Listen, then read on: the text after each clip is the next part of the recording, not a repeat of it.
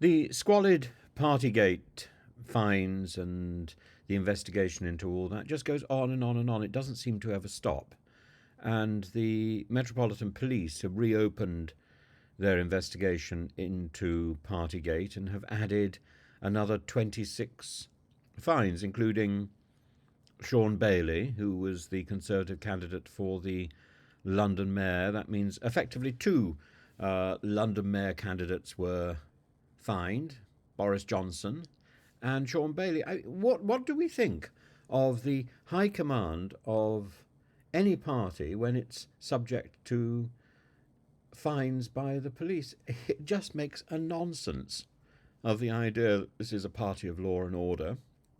This is a party of uh, discretion and probity and unauthorized social gatherings.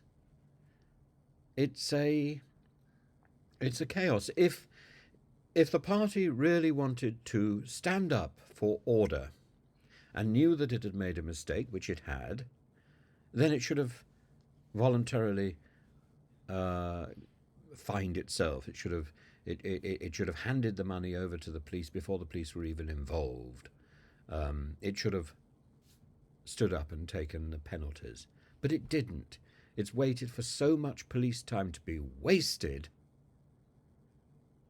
For what purpose? The only purpose is to look ridiculous, to look completely and utterly ridiculous.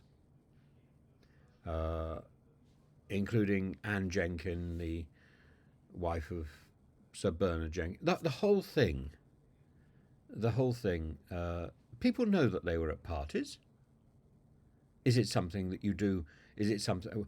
What were these fines for sleepwalking? No. All of this took place in real time, in the real light of day. People knew full well what they were doing, and they should stand up and take responsibility.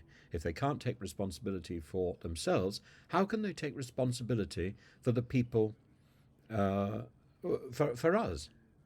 They're elected to represent us.